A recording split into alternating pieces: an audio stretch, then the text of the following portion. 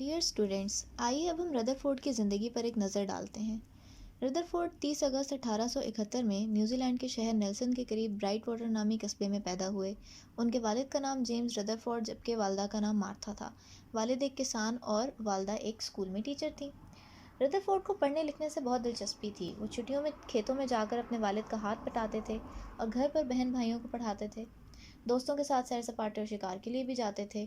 खेलों में उन्हें क्रिकेट बहुत ज़्यादा पसंद थी। उन्होंने मकनातीसी लहरों का मुताला किया और एक ऐसा आला बनाने में कामयाब हो गए जो ट्रांजिस्टर से पैदा होने वाली बरकी मकनातीसी लहरों को महसूस कर लेता था। गालिबन ये दुनिया का इब्तदाई वायरलेस सिस्टम था। उन्होंने फैराडे जैसे मारूफ साइंसदान के बाज़ नताइज पर शक का इजहार भी किया। बहरहाल, अपनी समझ बूझ और गौर व फिक्र की सलाहियतों के बाइस इम्तहानात में नुमाया कामयाबियाँ हासिल करना उनके लिए कोई मसला न था। चुनांचे रदरफोर्ड की ज़्यादातर तालीम वज़ाइफ के ज़रिए ही मुमकिन हो सकी। 1894 में बरतानिया जाकर आला तालीम हासिल करने के लिए दी गई उनकी दरख्वास्त कबूल की गई। कहा जाता है कि जब डाकिया उनके वजीफ़े का टेलीग्राम लेकर आया तो वो अपने वालिद के साथ खेतों में बोए गए आलू निकाल रहे थे।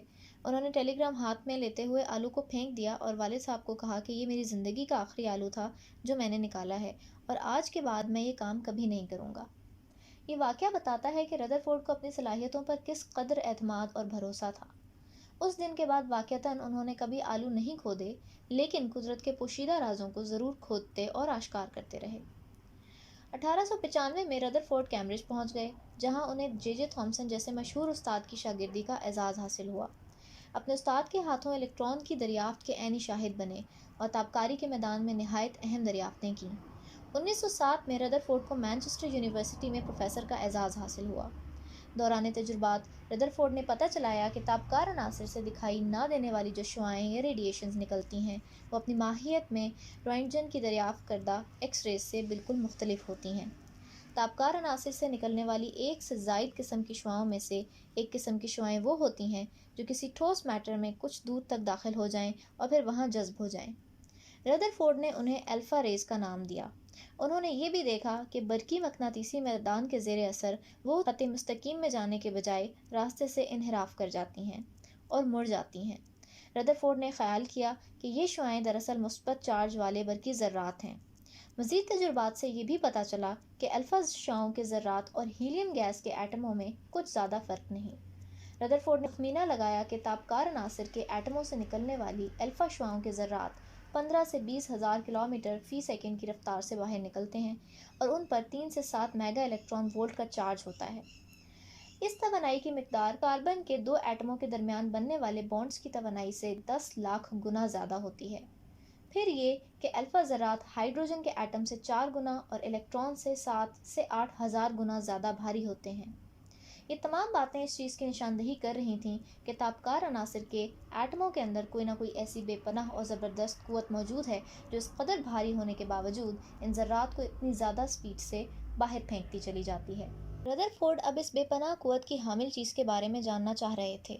इसके लिए ज़रूरी था कि वो एटम के अंदर से निकलने वाली तमाम शुआओं के मुतालिक हतमी इल्म हासिल करें और इसके बाद एटम की दुनिया के अंदर झांक कर अपने सवाल का जवाब ढूंढने की कोशिश करें। लिहाजा रदरफोर्ड ने अपने शागिर्दों को बीटा और गैमा रेस के मुताले पर लगाया, जबकि अल्फ़ा शुआओं की ख़ास अहमियत के पेश नज़र इन शुआओं से मुतालिक तजुर्बात अपनी निगरानी में शुरू किए। इस काम में हैंस गीगर और अर्नस्ट मार्सडेन रदरफोर्ड के शागिर्द और मुआविन कार बन गए। उन्होंने शीशे के एक महफूज डिब्बे में, जो अंदर से खोखला था और उसके अंदर एक बारीक सुराख था, पोलोनियम नामी तापकार मादे को रखा। पोलोनियम के एटम तेज़ रफ्तारी से टूटते हैं और इस दौरान तापकारी खारिज करते हैं। ये अल्फ़ा शुआओं का बेहतरीन मंबा या सोर्स मटेरियल था। शीशे के इस डिब्बे के सामने उन्होंने सोने यानी गोल्ड का एक इंतहाई बारीक वर्क रखा और इस वर्क के अतराफ दायरे की सूरत में एक शफाफ स्क्रीन रख दिया जिसके ऊपर जिंक सल्फाइड की कोटिंग कर दी गई थी। जिंक सल्फाइड की खुसूसियत यह है कि वो किसी शय के टकराने पर चमक पैदा करता है। रदरफोर्ड और उनके साथी शीशे के डब्बे से निकलते हुए अल्फ़ा ज़रात या शुआओं को सोने के वर्क से टकराने के बाद तसादम का नतीजा जानने के लिए जिंक सल्फाइड की स्क्रीन को देखते और डाटा इकट्ठा करते। उन्होंने मुशाहिदा किया कि अल्फ़ा शुआओं की एक बहुत बड़ी तादाद सोने के वर्क से दाखिल होकर सीधा स्क्रीन से टकराती है और इस टकराव के नतीजे में टिमटिमाहट पैदा होती है। बहुत कम अल्फ़ा ज़रात ऐसे थे जो ख़त मुस्तकीम में चलने के बजाय 120 से 180 डिग्री तक मुड़ जाते थे। ये सारी रात बैठकर सीधे जाने वाले और रास्ते से हट जाने वाले अल्फ़ा ज़रात का शुमार करते। بار بار کی گنتی سے انہوں نے پتہ چلایا کہ 8000 الفا ذرات میں سے صرف ایک ذرہ اپنے سیدھے راستے سے انحراف کرتا ہے، اور کبھی کبھی یہ ذرہ بالکل 180 ڈگری کے زاویے پر ہٹ جاتا تھا۔ ردرفورڈ نے اس تجربے کو دیگر دھاتی اوراق کی کسوٹی پر جانچا اور تقریباً ایک جیسا ہی نتیجہ حاصل کیا۔ انہوں نے اس مشاہدے کے بارے میں کہا، کیا یہ حیران کن بات نہیں ہے کہ الفا ذرہ اسی زاویے پر پلٹ آتا ہے جس زاویے سے وہ آ رہا ہوتا ہے؟ یہ تو ایسا ہی ہے جیسا 15 انچ کا توپ کا گولا داغا جائے اور وہ کسی ٹیشو پیپر سے ٹکرانے کے بعد واپس توپ کو آ لگے۔ ردرفورڈ کے یہ الفاظ ہمیں یہ بتاتے ہیں کہ وہ ایٹم کے اندر کا راز جان چکے تھے۔